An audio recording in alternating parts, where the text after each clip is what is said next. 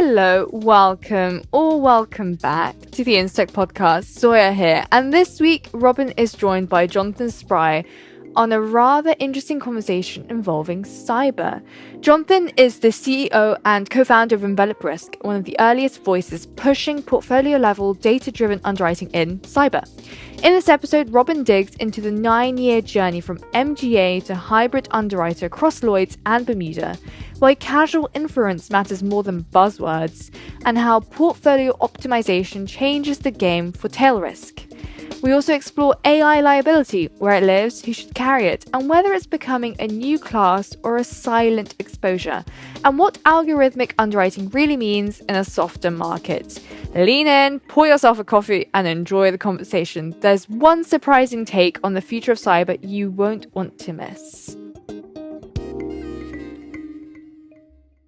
Well, it's InsTech podcast time again, and my guest today is Jonathan Spry. He's the CEO and co-founder of Envelop Risk. Welcome, Jonathan. It's great to be here, Robin. Hi. Well, you're a long-standing supporter of InsTech, so I see from my records that you've been a member since 2019, and then you've never done a podcast. That's either because we're mean or because you're shy. Which one is it? I suspect it's probably more than I'm a little bit shy. So Envelop's 9 years old. We've got a sort of backstory to tell, a little bit of history to catch up on. For those who don't know, tell us what Envelop Risk does. Well, Envelop Risk was really set up as a technology company. We're founded on the principles of machine learning and analytics, but we made a decision to focus on cyber early on in our being and have chosen equally to earn our living from underwriting. So we set up firstly an MGA, which has evolved into more of a hybrid underwriter with a little bit of our own capital, operating both in London in the Lloyd's market and also, of course, in Bermuda. I'm going to explore that whole story in a bit more detail, but give us an idea of size. What have you grown to over those 9 years? I guess people focus most on premium underwritten for the underwriting business. So we've underwritten well over $1 billion in reinsurance premium. And I guess we're over $250 million per annum now and hoping to grow considerably from there.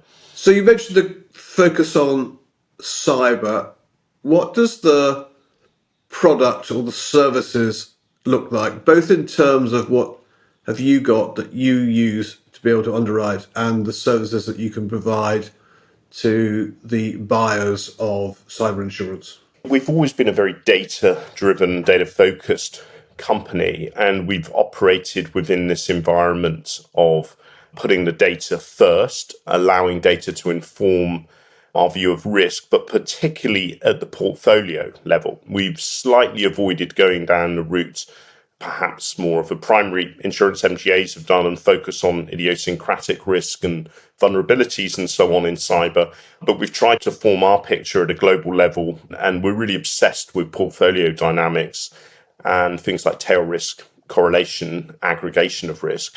But what that's allowed us to do is engage in portfolio optimization. And more recently, our clients and indeed some of our balance sheet partners have asked us to assist them with activity like portfolio optimization and really just taking the benefit of having this now very well calibrated model, plenty of evidence that it works. We've been doing this for many years now, and then using those insights to assist the clients a little bit with how they think about growing their portfolios and managing the risk in the portfolio.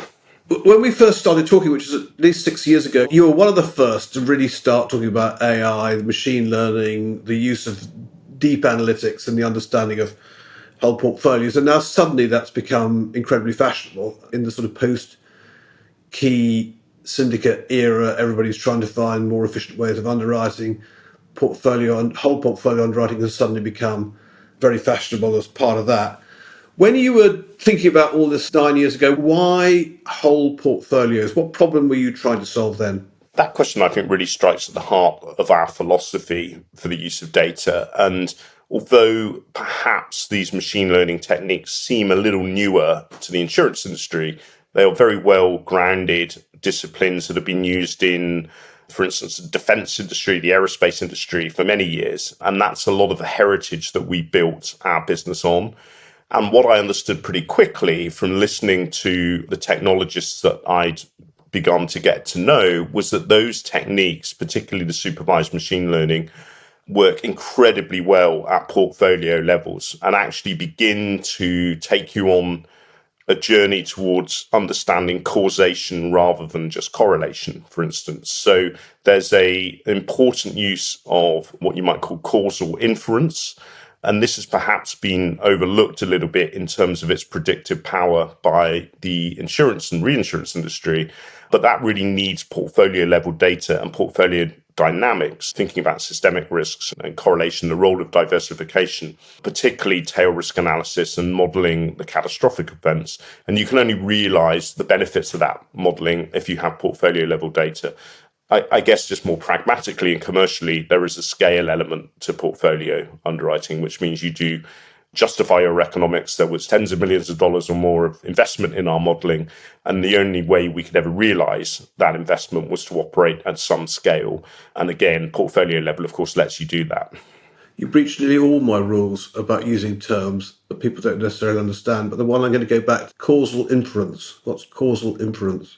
I guess causal inference is a term which has developed out of regression analysis and all that kind of good old-fashioned statistics that we probably remember from when we were younger, whether or not we studied stats or maths or economics. I think we probably know what regression analysis is. I can make your life very easy, actually. There is a very good book called The Book of Why by Judea Pearl, which I can plug perhaps, and that will give you a very good grounding in what causal inference is all about and how some of these disciplines have developed. It's very neatly passed off. We'll put the details of the book in the notes to the podcast. So that's portfolio. Why start with cyber reinsurance? I think cyber was such an overwhelming and obvious opportunity. One is there was just a huge need. And we were beginning 10 years ago to see cyber insurance grow fairly materially, but grow from a very low base. And cyber insurance as a concept had been around much, much longer than that, but had never really gotten the acceptance as a standalone class of business, let alone the sort of PC&C type terminology that we sometimes hear about now. Wait, no, I got to interrupt you again. Acronyms, banned acronyms, PC&C. PC&C, we've always talked about P&C, property and casualty, and some would say, some market observers would say that casualty, property, that those are the two mainstays of the insurance industry or specialty insurance industry. But cyber is now large enough and has standalone characteristics that we will begin to talk about PC and C rather than B and C in the future, perhaps. Not at all. I think what we saw was a bit of a supply and demand imbalance, a disequilibrium in the cyber insurance industry perhaps 10 years ago. I think the received wisdom was that was a demand side phenomenon, that brokers were perhaps not doing a great job of selling the product, or people didn't realize they needed it. The demand was not fully formed. But we also saw that actually the insurers and the brokers would be doing a better job of selling cyber insurance if they had more capital and if they had better analytics. And we just had this idea that you could bring together the capital management and the analytics. And actually, that was a fairly new business model, but really sat well with the history of the reinsurance industry. And capital for insurers typically just means reinsurance. So we can put those two things together, and that will be a far less competitive part of the marketplace. We would actually really act more as a facilitator. We're supplying fundamental infrastructure, and then the insurers and the MGAs, the primary MGAs, they can go off and use our infrastructure, our data, our analytics, and also the capital we bring. They can go off and then build the primary industry. And I think largely that thesis is held out to be true. I think we have assisted in growing the underlying market rather than just sat passively and hoped that the insurance industry would grow cyber and then we would reinsure more of it. It's a great thesis. You indisputably have. You've helped make a market. Which kind of leads me to another line of inquiry, which is, are there other areas in which you could apply the same thesis? And now I'm going to outrageously lead the witness here. I look at the increasing dependence that the industry has on AI now, agentic AI. It's one thing to be using that for automating and making things more efficient. It's another for it to be making decisions, in some cases, crucial decisions. And then increasingly there will be a dependency on it, and it'll make key decisions, and you have to be able to stand behind those decisions and accept liability for when those decisions are palpably wrong. Is that going to create a new market opportunity, do you think? I think it already has, and we've certainly witnessed the arrival of a handful of new players, many of which are MGAs, looking at AI liability. I think that topic is not going away.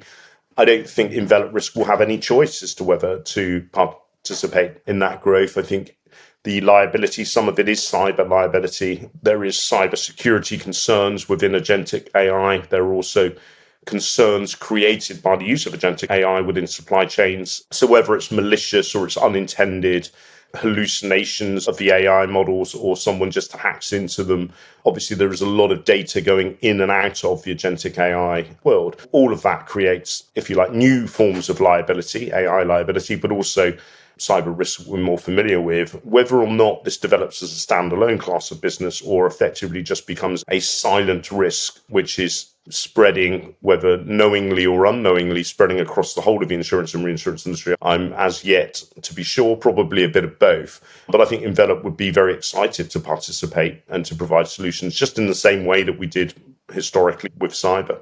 Are you looking for partners? And if so, what does a good partner in that space look like? You can't do that without access to data. How do you get access and who do you get it from? We've always been creative in our quest for data, and we've always been unashamedly a partnership-driven business. So we tend to think about almost everybody in the ecosystem as a potential collaborator with very frenemy type model. We're not refusing to work with anybody. Many of the large reinsurers work very closely with us, but occasionally might compete with us as well. We're completely relaxed about that. We find that probably relying on traditional claims data sets is hugely inhibiting, but if there is data, they will play a role. Increasingly, we are being asked to do work where there is almost no claims data, or where we've all agreed that historic claims data just will not be a particularly good predictor of the future. And at that point, you're looking for any data on the economic exposure that you're dealing with. Exposure data, that can include firmographic data. In the case of cyber, it includes quite a lot of supply chain, software data, vulnerability data, incident data outside of the insurance claims process, from court filings and so on, from other disclosures. But of course, we also swim in the threat landscape, and we're thinking about geopolitical indicators, political risk, but also dark web intelligence. There is a huge amount of intelligence around the criminal gangs on the dark web, and we can access this. And there are a whole number of both public and private data sources that can be used to calibrate cyber. And there's more data on cyber than almost any other type of risk that I can think of. And all of that, of course, is true when we think about AI liability as well. I mean, by its very nature, it is incredibly data intensive and generates a huge amount of data through web traffic, through supply chains, through the huge amount of data that is being transferred and the huge training sets, the vast amounts of compute that are required to perform this analysis. All of that is producing metrics and data that we are interested in. So you're teaching me whole new expressions here. Thermographic data. What was thermographic data? The firmographic data is data, economic, financial data on the companies that are in our data set. I should be reading the same books that you're reading and I wouldn't have to ask these questions. Look, I need to go back to what you talked about, portfolio solutions, portfolio analysis. You are 9 years into that journey. As I said earlier, it's now incredibly fashionable. It's gone right to the top of the list of things that many insurance companies, particularly in London, are now working on with a view to finding more efficient ways of taking on risk. If you've got that expertise, is that an expertise you want to keep to yourself, or is it one you're prepared to lend out? Do you lend these portfolio analytics solutions to others? It's a really good question. So the answer is yes, we do to an extent. So we have launched or soft launched Envelop Risk Solutions, which is an attempt to typically respond to inbound inquiry. You won't have seen a huge amount of marketing about this. And almost all of the inquiries come from our clients or our balance sheet partners or potential reinsurance clients, but people already engaged in typically cyber and actually in some cases other lines of underwriting.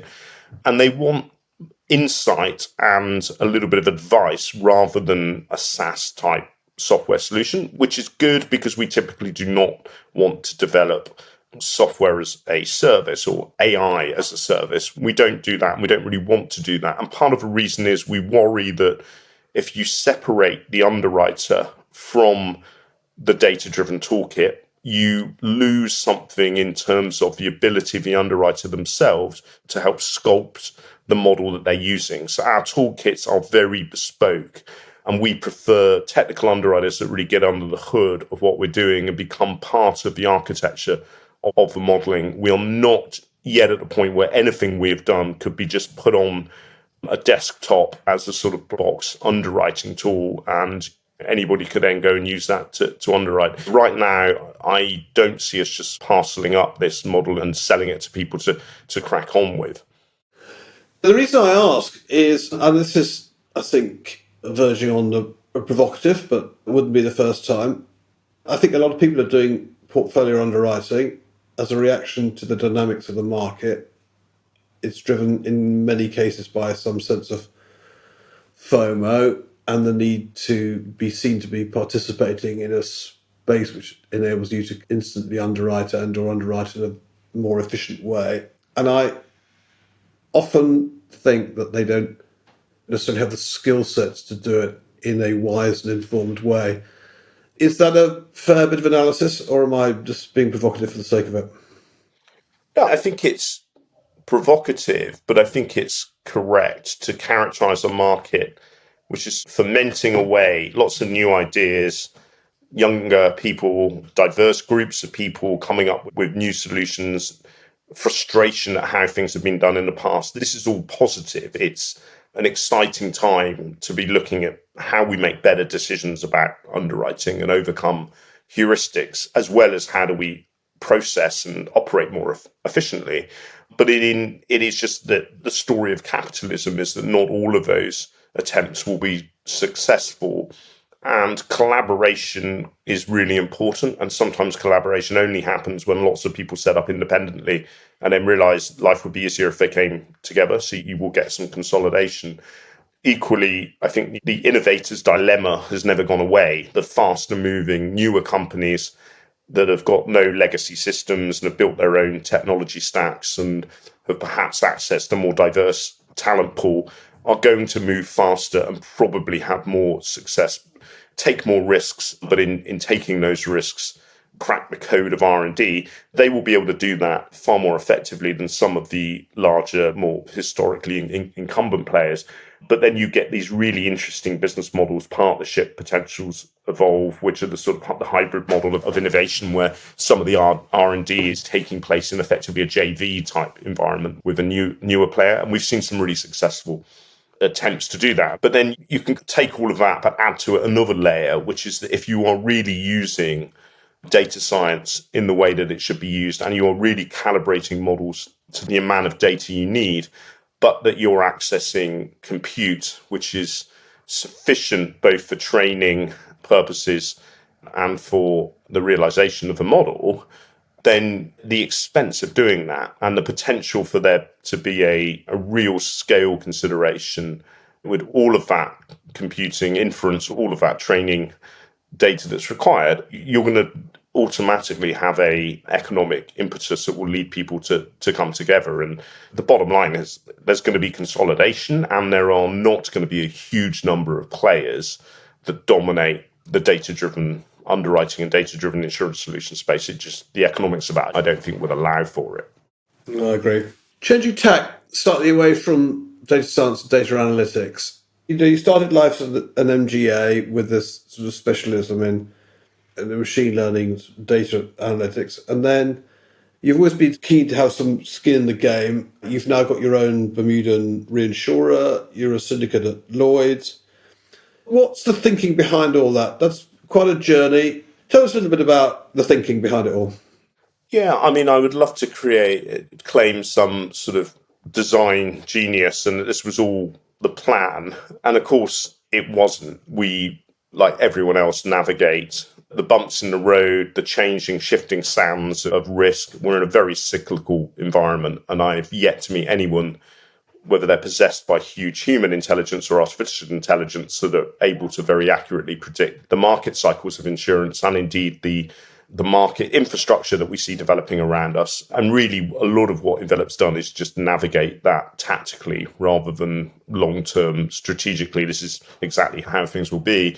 I suppose you've touched on one thing, which was the development of our Lloyd's syndicate, the SBA, and also we have a reinsurer in Bermuda, Augmented Re. We truly believe in alignment and skin in the game. And I've always pondered on whether MGA economics are quite good enough to secure long-term alignment. I think they can be, but typically equity ownership with your balance sheet partners, some additional longer-term commitment, in our case, analytics and services, but also just having some real skin in the game, whether you just put some money down in a collateral account and say, I will take 5-10% of a risk, or you go into Lloyd's, you become part of your own capital stack through funds at Lloyd's. I think those models, which I suppose are more like hybrid models for balance sheet, are proving to be quite successful. And I would struggle to think that we won't see more and more of this. And obviously, we've even seen some larger insurance underwriting businesses either partially or substantially separate themselves from their risk capital element. But they've tried to do so in a way that does still secure that longer term alignment. And I think only time will tell what the best method of doing that will be. SPA, another acronym, SPA. Yeah, another acronym to put in the glossary, or purpose arrangement, which is just what Lloyd's call the special purpose syndicates, which is sister syndicates to an existing Lloyd's syndicate. In our case, we work with Apollo Underwriting, and our SPA is a sister of one of their syndicates.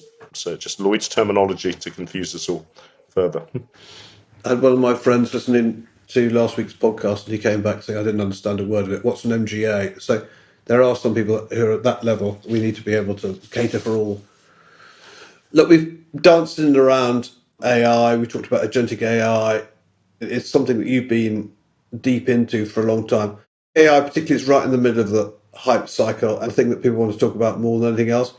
Are you finding the whole thing irritating, given that you've been deep in this world for a long time and now suddenly everybody wants to talk about it and hype it?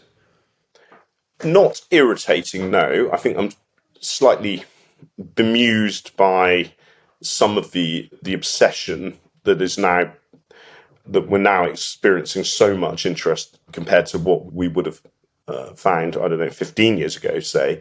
I was talking to a postdoctoral expert in neural networks last week, and she had spent 20 or so years in academia where nobody knew what she was doing, nobody had any interest, and all of a sudden, sort of front and center of global capitalism, the media obsession, and it's good and bad. I think, like most people that are on the edge of this, which I consider myself to be, and know enough to be dangerous, but deliberately try to avoid being too dangerous, I am being driven mad by the amount of reference to artificial intelligence when often we should and could use a more accurate description to what we're doing. But unfortunately, there is no other catch-all description of the use of data science, whether it's machine learning or more generative AI, large language models and so on. There's nothing else we can use. We're really stuck with it, and I think we just have to get used to it.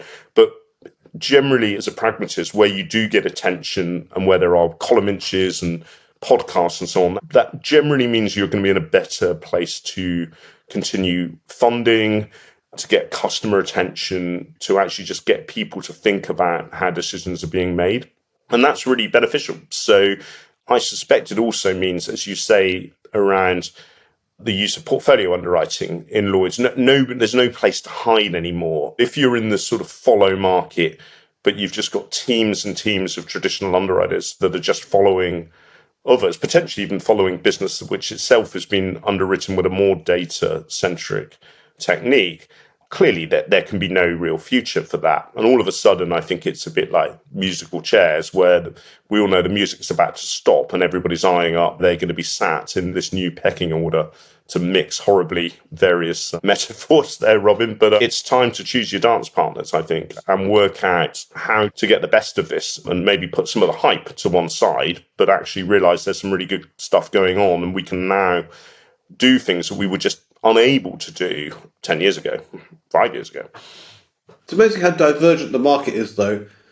Half the market is hugely excited by this.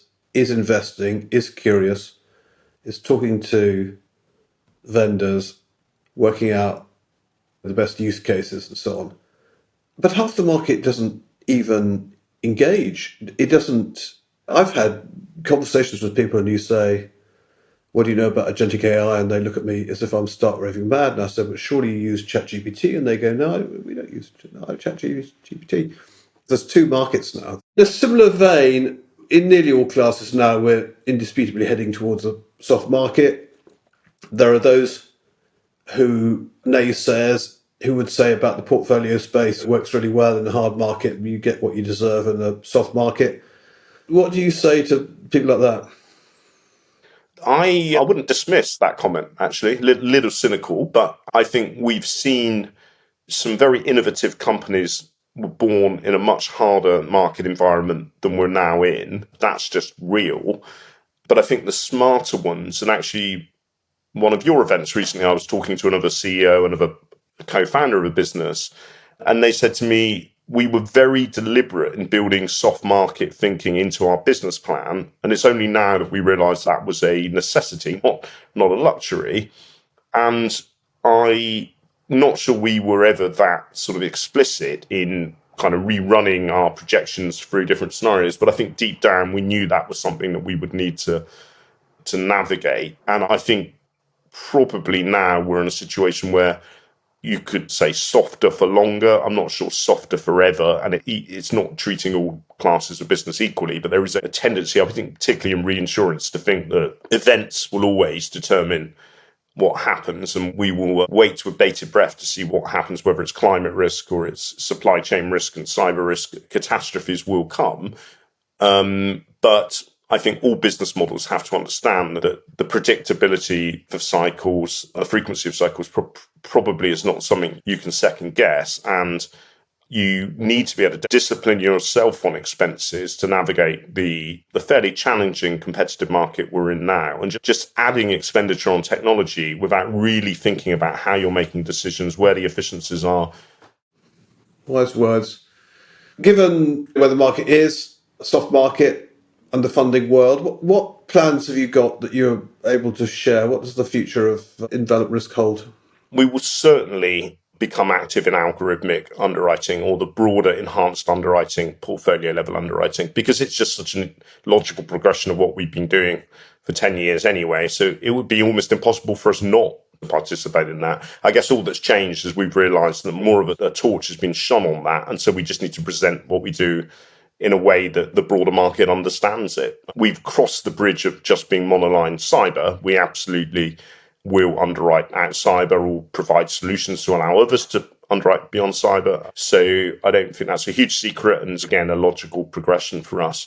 Other than that, our focus is on data-driven specialty insurance and reinsurance, and sticking to that view that what we do is more infrastructure than coalface mining. Continue with a capital management focus and continue with a data and analytics focus. And that really is the DNA of our business. It's all built on that flywheel. More data, better data science means more business. More business then brings you more data and better refined data science. So I feel that's a little social media clip that I might nick out of this and use to promote this podcast.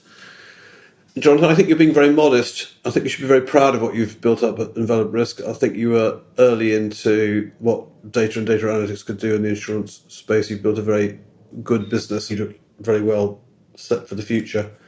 Thank you too for your support of InsTech. Any final thought you'd like to leave the audience with? I think we would really like to thank you, Robin, and InsTech. We've really benefited, I think, from being part of a broader community. That community extends well beyond London, but it's great to find so much of it centred on London. And I'd like to congratulate InsTech on its recent exit, or the next stage in its journey at least. And really just to note that we thank the whole community that's here, but also those that are attending events and meeting with us, because I think this is a great story of collaboration and is a huge success story. Despite sometimes we read InsurTech valuations have come down, actually the good stuff is really doing quite well now. And I think what we probably ended is a period of lots of companies trying to prove their worth. And in aggregate, we've now demonstrated the value of InsurTech as an industry.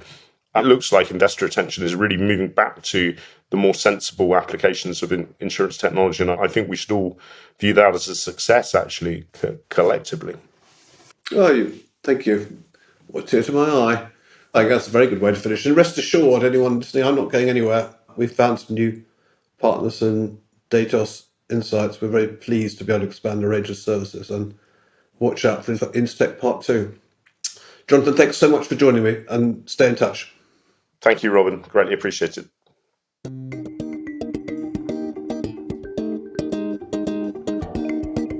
Well, if you've made it this far, then I'm pretty sure you found that as interesting as I did.